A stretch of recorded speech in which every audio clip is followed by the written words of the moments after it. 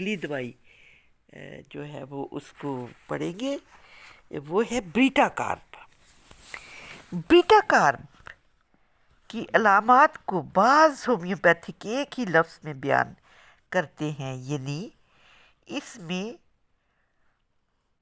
اسے اردو میں بونا پن کہا جاتا ہے۔ ڈوارفشنس یعنی بونا پن۔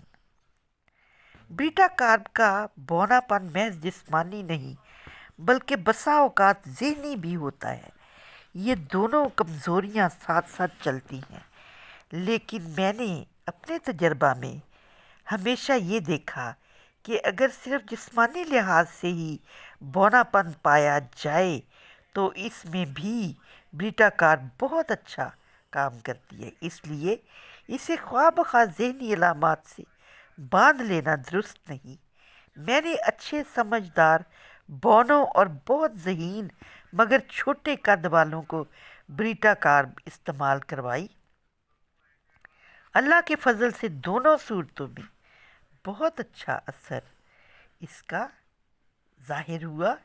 یہ بہت اچھی دوا ہے، بہت افیکٹو ہے۔ اس کے ساتھ اگر چھوٹی طاقت میں سلیشیا بھی دی جائے، یعنی 6x طاقت میں، اور ساتھ کلکیریا فلور 6x ملا لی جائے تو یہ قد بڑھانے کے لیے اکثر بہترین نسخہ ہوتا ہے۔ سلیشیا اور کلکیریا فلور 6x اور ساتھ بیٹا کارب، تو یہ قد بڑھنے کے لیے ایک بہترین نسخہ ہے۔ وہ بونے جن کا ذہن بھی نوشنما سے محروم ہو، ان میں بھی تو یہ بہرحال کام کرتی ہے۔ اس کے علاوہ فالج جو پرانے ہو چکے ہوں، ان پر بھی بیٹا کارب کا واضح اثر پڑتا ہے، خصوصاً ٹائیفائیڈ اور پولیو کے چھوڑے ہوئے فالج کے بد اثرات میں۔ جہاں دوسری دوائیں بالکل ناکام ہو گئی ہوں، وہاں سلفر یا ریسٹاکس کے ساتھ بیٹا کارب کو باری باری دینا بعض دفعہ حیرت انگیز نتائج ظاہر کرتا ہے۔ ہاں، اگر ٹائیفائیڈ کے فالج کا اثر اعصابی نظام یعنی نروس سسٹم پر ہو تو اس کا کوئی علاج اب تک معلوم نہیں ہو سکا۔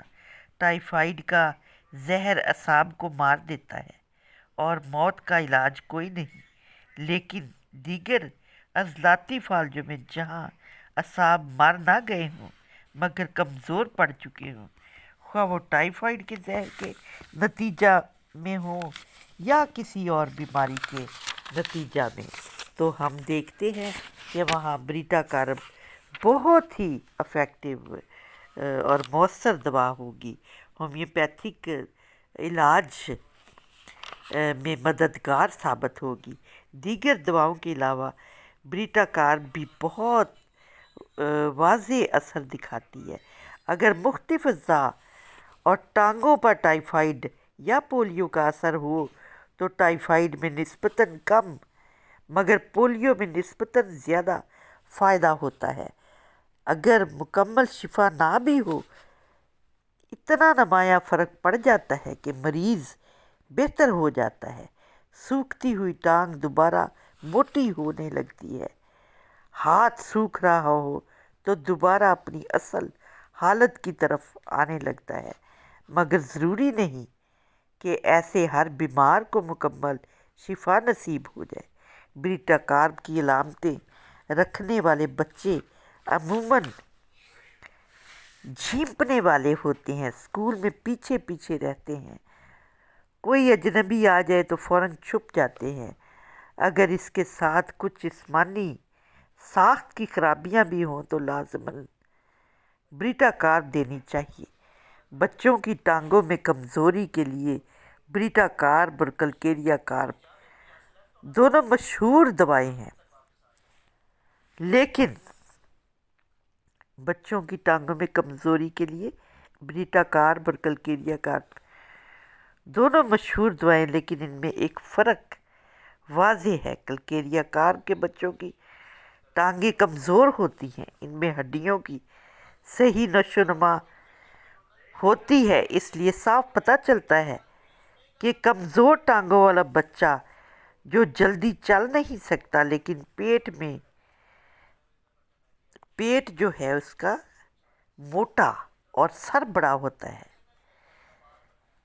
بیٹا کارپ کے مریض بچوں میں جسمانی لحاظ سے ٹانگیں ٹھیک بھی ہوں تو بھی ان میں کمزوری پائی جاتی ہے اور وہ بہت دیر سے چلنا سیکھتے ہیں۔ ٹانگوں کی کمزوری دیر سے چلنے کی علامت بورکس اور نائٹر میں بھی پائی جاتی ہے۔ نائٹر میں دو کمزوریاں اکٹھی ہو جاتی ہیں۔ مریض صرف چلنے ہی نہیں بلکہ بولنے میں بھی دیر کرتا ہے۔ مریض چلنے میں تو دیر نہ کرے مگر محض بولنا دیر سے سیکھے تو ایسے مریض کے لیے کالی فاس بہت بہتر دوا ہے۔ میرا تجربہ ہے کہ کالی فاس 6X نائٹر سے ملا کر دینا دیر سے چلنے اور بولنے والے بچوں کے لیے بہت مفید نسخہ ہے۔ بعض بچیوں میں یہ علامت پائی جاتی ہے کہ ان میں بلوغت کے آثار بہت دیر سے ظاہر ہوتے ہیں۔ اس علامت میں بریٹا کارپ بہت مفید دوا ہے۔ اس دوا کا سب سے زیادہ اثر گلینڈز پر ظاہر ہوتا ہے۔ گلینڈز یعنی غدود میں سوزش ہو جاتی ہے۔ جہاں جہاں بھی گلینڈز ہوں گے، خصوصاً گلے کے اوپر والے حصہ میں، وہاں مستقل سوجن ہوتی ہے۔ ہر دفعہ بیماری کا حملہ اس سوجن میں اضافہ کرتا ہے۔ اسی طرح جسم پر چربی کے ٹیومر بن جاتے ہیں اور پیٹھ اور جسم کے دیگر حصوں پر موٹی موٹی گلٹیاں نظر آتی ہیں۔ بعض لوگوں کے جسم پر چھوٹے چھوٹے بہت بھدے اور چھوٹے چھوٹے گول ابھار بن جاتے ہیں، لیکن ان کا بیٹا کارپ سے کوئی خاص تعلق نہیں ہوتا۔ ان کے لیے مزاج کو پرکھ کر زیادہ گہری دوا تلاش کرنی پڑتی ہے۔ بیٹا کارپ میں جو گلینڈز ایک دفعہ موٹا ہو جائے وہ کم نہیں ہوتا، باقی جسم سوکھ بھی جائے تو بھی سوجی ہوئی گلٹیاں یا بڑا ہوا پیٹ کم نہیں ہوتا۔ ایسی صورت میں بار بار بیٹا کارپ اونچی طاقت میں دینی پڑتی ہے۔ بیٹا کارپ لمبے عرصہ تک مسلسل دی جا سکتی ہے۔ بیٹا کارپ اوپر کے بلڈ پریشر میں مفید ہوتی ہے لیکن نچلے بلڈ پریشر میں یعنی ڈائسٹولک پر اثر انداز نہیں ہوتی۔ جو مریض لمبے عرصہ تک بیٹا کارپ استعمال کرے اس کا بلڈ پریشر متواتر چیک کرتے رہنا چاہیے، کہیں اوپر کا بلڈ پریشر زیادہ تو نہیں گر گیا، یعنی زیادہ کم تو نہیں ہو گیا۔ اگر اوپر کا بلڈ پریشر زیادہ گر چکا ہو تو کچھ عرصہ تک بیٹا کارپ روک کر حسب ضرورت دوبارہ استعمال کرائی جا سکتی ہے۔ آرٹیریوسکلروسس یعنی ذہن کی شریانوں کے سکڑ جانے سے جو تکلیفیں پیدا ہوتی ہیں، ان کے علاج کے طور پر بیٹا کارپ ایک نہایت اہم دوا ہے۔ اسی طرح ایسے مریض کو مستقلاً کریٹیگس دینا بہت فائدہ مند ہوتا ہے، لیکن یاد رکھیں آرٹیریوسکلروسس کا مریض بہت آہستہ آہستہ بنتا ہے، یعنی یہ بیماری سال ہر سال اپنی تکمیل کو پہنچتی ہے اور دور بھی آہستہ آہستہ ہی ہوتی ہے۔ بس یہ امید نہ رکھی جائے کہ ادھر بیٹا کارپ دی ادھر مریض 2-4 مہینے کے اندر بالکل ٹھیک ہو جائے گا۔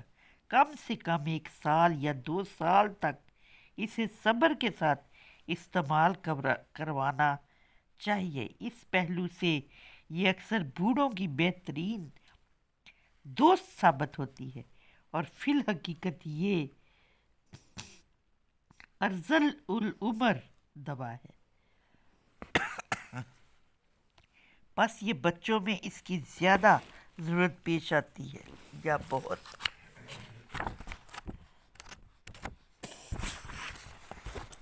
ہم دیکھتے ہیں کہ بیٹا کار بوڑھوں میں بھی استعمال ہوتی ہے. بعض دفعہ بیماریاں آ کر گزر جاتی ہیں لیکن باقی رہ جانے والے اثرات چھوڑ جاتی ہیں. بریٹا کار ویسے دیر پا بد اثرات کو دور کرنے میں مفید ہے.